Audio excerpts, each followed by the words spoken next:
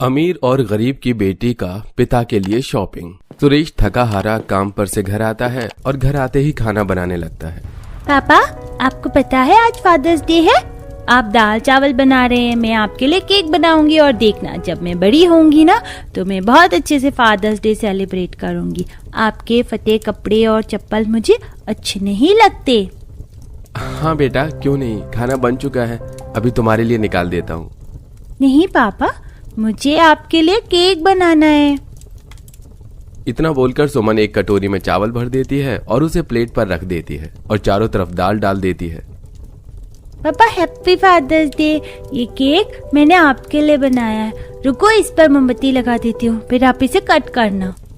इतना बोलकर सुमन चावल के ऊपर एक मोमबत्ती जला देती है, जिसे फूंक कर सुरेश चाकू से चावल का बना केक काटता है और ये देख सुरेश काफी इमोशनल हो जाता है। तो वहीं प्रिया भी पूरा हॉल डेकोरेट कर लेती है और अपने पापा के आते ही जाकर अपने पापा के गले लग जाती है। पापा, हैप्पी फादर्स डे। देखो, ये पूरा घर मैंने आपके लिए सजाया है और मैंने केक भी लेकर आई हूँ। बेटा, पापा बहुत थक गए हैं, आप मम्मी के साथ फादर्स डे मना लो, मुझे थोड़ा आराम करना है। शोभा, तुम केक काट लेना और थोड़ा प्रिया को संभाल लो, मुझे आराम करना है। इतना बोलकर विनोद कमरे में आराम करने के लिए चला जाता है और यह सब देखकर प्रिया उदास हो जाती है। अगली सुबह प्रिया अपने पिता को दरवाजे तक छोड़ने जाती है तो वहीं सुमन भी अपने पापा को टाटा कर रही होती है। इसी बीच विनोद और सुरेश की मुलाकात होती है। विनोद भाई साहब, कल फादर्स डे था, कैसा रहा आपका फादर्स डे? भाई, क्या फादर्स डे मनाऊं, काम से ही फुर्सत नहीं मिलती, घर आ जाता हूँ, वही बड़ी बात है। अरे क्या भाई साहब, यही तो छोटे छोटे पल होते हैं परिवार के साथ के बिताने के। जब से मेरी बीवी इस दुनिया से गई है, मैं तो अपनी बेटी को हमेशा खुश रखता हूँ, आप भी थोड़ा टाइम निकाल लिया करो। सुरेश बात करता हुआ काम के लिए चला जाता है तो वहीं विनोद भी अपनी गाड़ी में बैठकर ऑफिस चला जाता है, पर बाहर खड़ी प्रिया सुमन की खुशी देख मुंह बनाकर अंदर चली जाती है। समय गुजरता है और गुजरते समय के साथ दोनों बच्चे बड़े हो जाते हैं। प्रिया, आज तो तुम्हारा जन्मदिन है, तो आज क्या सोचा है तुमने? अंकल तो घर में ही होंगे। तुम्हें पता है, मेरे पापा तो मेरा जन्मदिन बहुत अच्छे से मनाते हैं और मैंने आज क्लास में टॉप किया है। देखना, मेरे पापा तो घर में ही होंगे। तुम्हारी माँ नहीं है ना, इसलिए तुम्हारे पापा हर वक्त तुम्हारे साथ रहते हैं और तुम्हारे पापा के पास मेरे पापा जितना काम भी नहीं है। पर आज मेरा जन्मदिन है, कुछ भी करके मेरे पापा मेरे लिए टाइम निकाल ही लेंगे, समझी?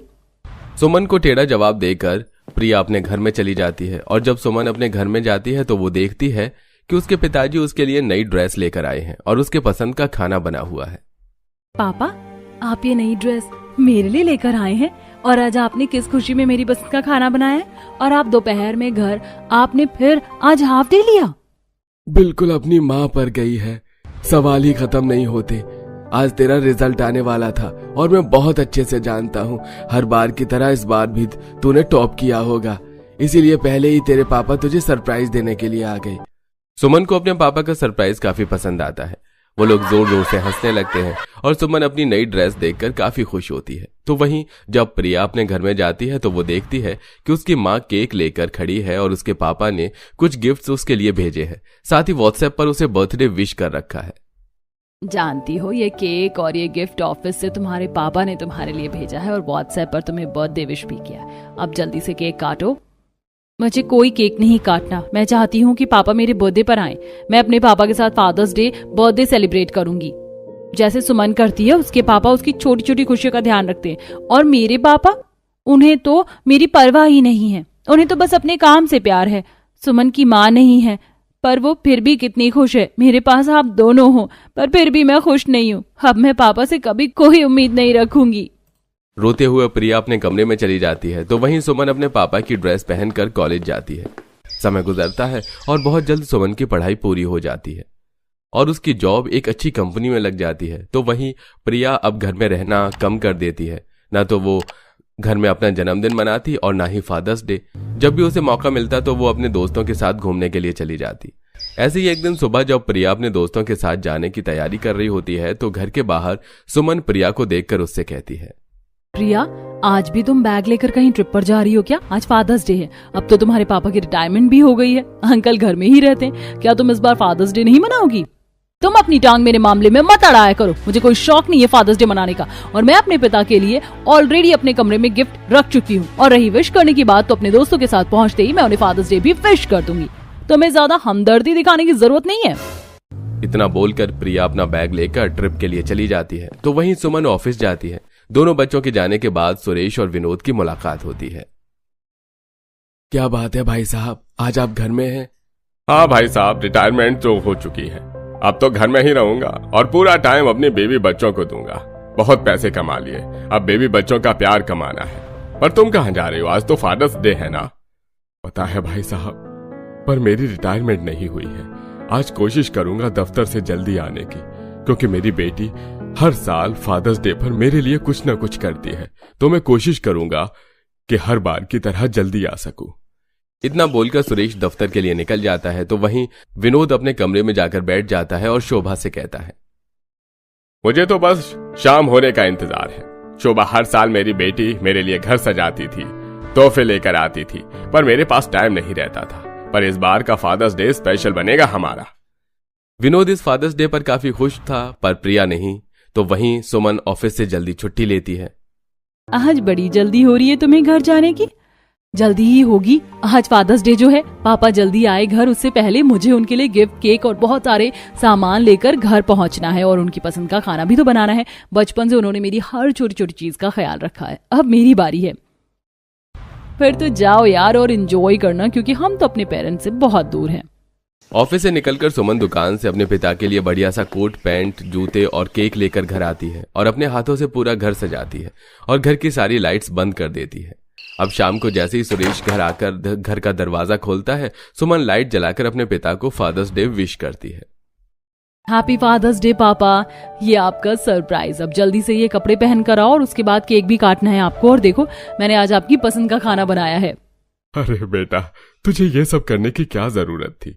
पापा भूल गए आप? मैंने आपसे बचपन में वादा किया था कि जब मैं पैसे कमाने लगूंगी तो फादर्स डे बहुत अच्छा सेलिब्रेट करूंगी।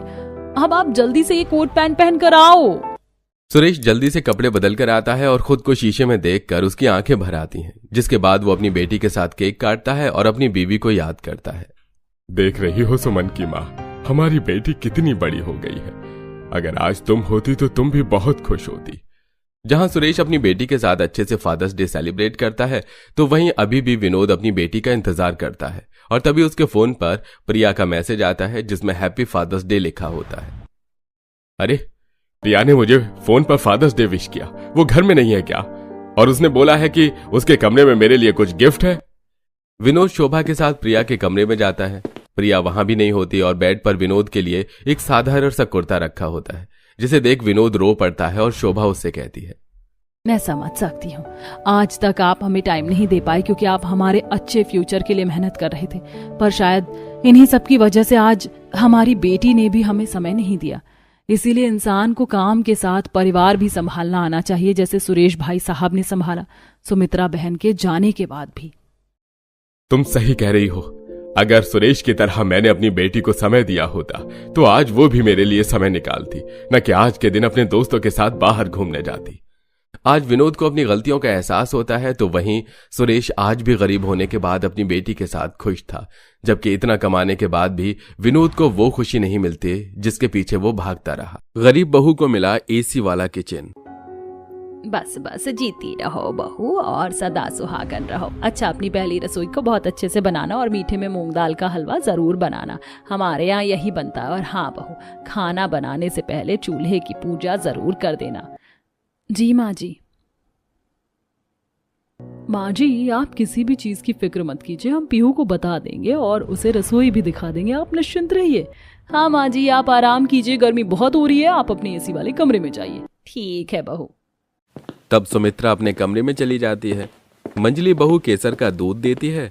वहीं आकांक्षा पीहू को घर के बाहर आंगन में बने हुए चूल्हे के पास ले जाती है, जहां गर्मी से खड़े खड़े दोनों को ही पसीने आ जाते हैं।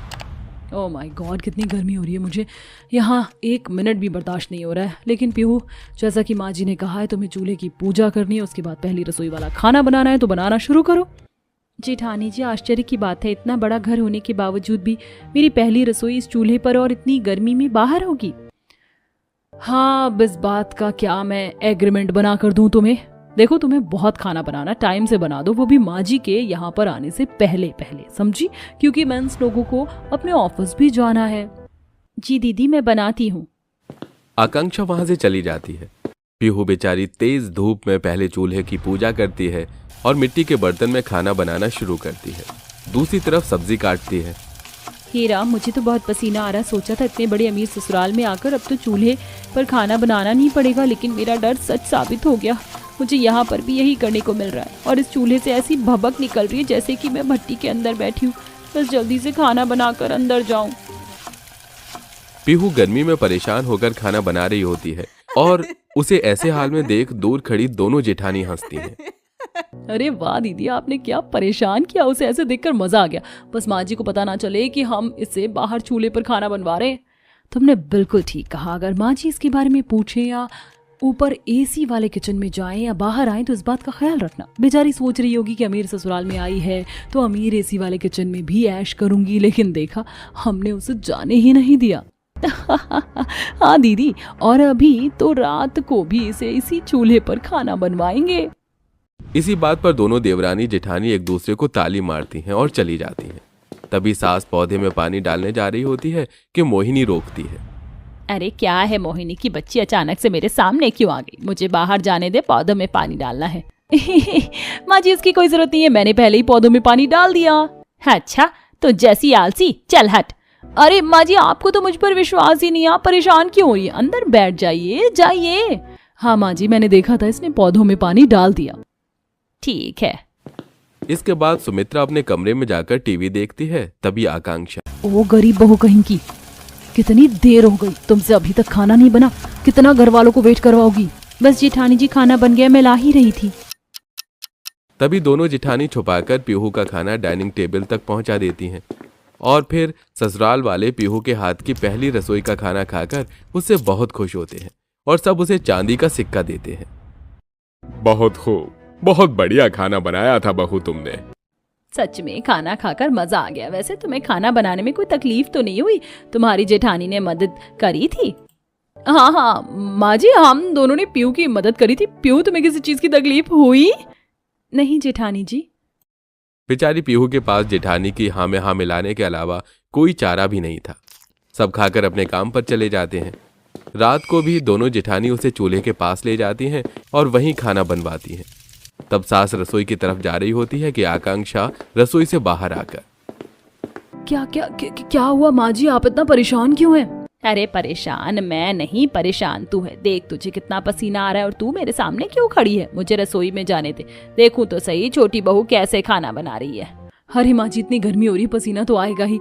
और आप भी पीहू के पास मत जाइए, उसने बोला है अगर आप उसके सामने जाओगी तो वो घबरा कर खाना नहीं बना पाएगी। इसीलिए तो मैं हमेशा उसके साथ हूँ रसोई में, सुबह से लेकर अभी तक।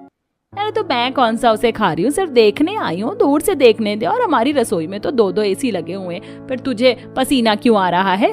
माँ जी, आप भी बच्चों की तरह बहुत जिद करती हैं। आपको विश्वास नहीं है मुझ पर? मैं उस बेचारी का सुबह से साथ दे रही हूँ। तभी मौके पर मोहिनी आती है। अरे माँ जी, मुझे स्वेटर बुनना नहीं आ रहा है, जरा आप मुझे बता देंगी? ए करम जली, ये कौन सा टाइम है स्वेटर बनाने का? भी सर्दी में बहुत टाइम है। प्लीज प्लीज माँ जी, बता दीजिए ना, आपकी बहू कुछ सीखना चाहती है, आप सिखाएंगे नहीं? अच्छा ठीक है, चल मेरे कमरे में। शुक्र है बच गए हम दोनों, वरना पोल पट्टी सारी खुल जाती।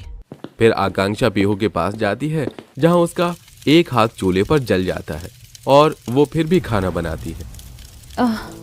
बस पीहू, थोड़ी देर और फिर इस जलन पर बर्फ लगा लेना। ओ मैडम जी का हाथ जल गया। शादी से पहले तो ऐसा कभी हुआ नहीं होगा ना, जो इतना ड्रामा कर रही हो। फटाफट खाना बना, 8 बजे का डिनर का टाइम हो चुका है। आकांक्षा उसे ताना देकर अंदर चली जाती है। वहीं पीहू की आंखों से आंसू बह रहे थे। मेरे मायके में भी इसी चूल्हे पर जिंदगी थी और ससुराल में भी यही है। मेरा कुछ नहीं हो सकता, मैं हमेशा ऐसे ही परेशान रहूंगी। जैसे तैसे पीहू खाना बनाकर डाइनिंग टेबल पर ले जाती है। सब लोग खाना खाकर सो जाते हैं। अगले दिन भी पीहू उदास मन से चूल्हा जलाकर चाय बना रही होती है, पर तब सुमित्रा उसे देख ही लेती है। पीहू बहू, तुम यहाँ चूल्हे पर घर के बाहर चाय क्यों बना रही हो? माँ जी, यहाँ नहीं तो कहाँ बनाऊं, यही तो रसोई है। क्या? ये तुम्हें किसने बोला? ये हमारी रसोई नहीं है, ऊपर फर्स्ट फ्लोर पर एसी वाली किचन है हमारी। मैं सब समझ गई, ये सब उन दोनों महारानियों ने करवाया होगा ना। अभी बताती हूँ, छोड़ूंगी नहीं उन्हें। अंदर आओ बहू। माँ जी प्लीज, अगर उन दोनों जेठानी ने जानबूझकर भी ये सब करवाया है तो कोई बात नहीं, मैं कोई कलेश नहीं चाहती, आप भूल जाइए। मैं अंदर रसोई में जाकर खाना बनाती हूँ, आप मुझे बता दीजिए। तो इतना सब होने पर भी ऐसे कर रही है, और तेरे तो हाथ भी जल गया है। रुक, मैं दवाई लगा दूं। तब सास पीहू के हाथ पर दवाई लगाकर उसे एसी वाले किचन में ले जाती है, जहाँ बड़े से एसी वाले किचन को देख पीहू बहुत खुश हो जाती है और मन लगाकर खाना बनाती है। वहीं दोनों बहू अभी तक सो रही होती हैं। वाह, ये कितना बड़ा एसी वाला किचन है। कभी सपने में भी नहीं सोच सकती थी कि ये मेरा एसी वाला किचन हो सकता है। यहाँ तो मुझे बहुत ठंडा ठंडा लग रहा है, पसीने का एक बूंद नहीं आया अभी तक मेरे माथे पर, और वहाँ मैं घर में कितना परेशान होती थी। बाप रे, मैं तो सांस नहीं ली जा रही है। ऊपर से इतनी गर्मी, पता नहीं ये रोटी कब बनेगी। ऊपर से इतनी छोटी रसोई है, रात को सब समेट कर यहीं पर सोने का इंतजाम करना होता है, फिर सुबह हटाकर यहीं पर खाना बनाना पड़ता है। अरे मेरी बच्ची, मैं जानती हूँ तो इस वक्त परेशान हो रही है। अब रसोई को कोसने से क्या होगा, तू हट जा, मैं खाना बना देती हूँ। नहीं माँ, आप रहने दीजिए।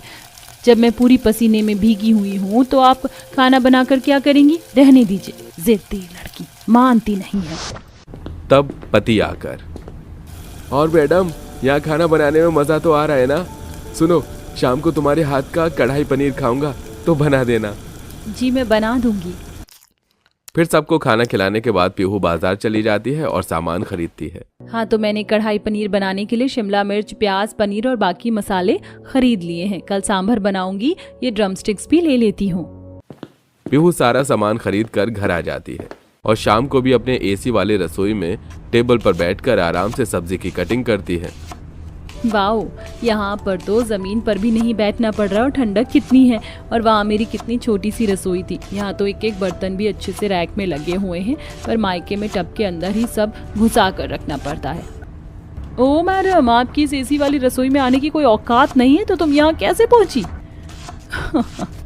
अच्छा, माँ जी को पता चल गया होगा। फिर भी देखो, उन्होंने हमें कुछ नहीं कहा, क्योंकि वो जानती है तुम जैसी गरीब चूल्हे पर खाना बनाती हुई अच्छी लगती है ना कि ऐसे एयर कंडीशनर किचन में। जेठानी जी, मुझे इस बारे में आपसे कोई बात नहीं करनी। तब दोनों इतराकर वहां से चली जाती है। अगले दिन दोनों देवरानी जेठानी जबरदस्ती पीहू का हाथ पकड़कर उसे चूल्हे पर खाना बनवाने के लिए ले जा रही होती हैं। तब ये देख सास को इतना गुस्सा आता है कि वो अपनी एक बहू को तमाचा मार देती है। दूसरी डरकर पीछे खड़ी हो जाती है। तुम दोनों की हिम्मत कैसे हुई पीहू के साथ ऐसा करने की? कल बस मैं पीहू की वजह से चुप रह गई थी, वरना ये थप्पड़ दोनों को कल ही लग जाता। तुम्हें क्या लगता है मुझे कुछ पता नहीं था? जिस एसी वाले किचन पर तुम इतना घमंड खा रही हो, वो घर और रसोई मेरी है। भूलो मत, तुम दोनों भी एक ऐसे घर से आई हो जहाँ EMI पर सिर्फ घर में एक एसी लगा था, लेकिन यहाँ हर कमरे में हर जगह एसी। तो तुम्हारी हिम्मत कैसे हुई कि तुम पीहू के साथ ऐसा करो? माफी मांगो उससे। माफ कर दो पीहू, हम दोबारा ऐसा कभी नहीं करेंगे। मुझे भी माफ कर दो पीहू। कोई बात नहीं जेठानी जी, भूल जाइए और आज से एक नई शुरुआत कीजिए। इस दिन के बाद दोनों बहू सुधर जाती हैं और आपस में तीनों खुशी से रहती।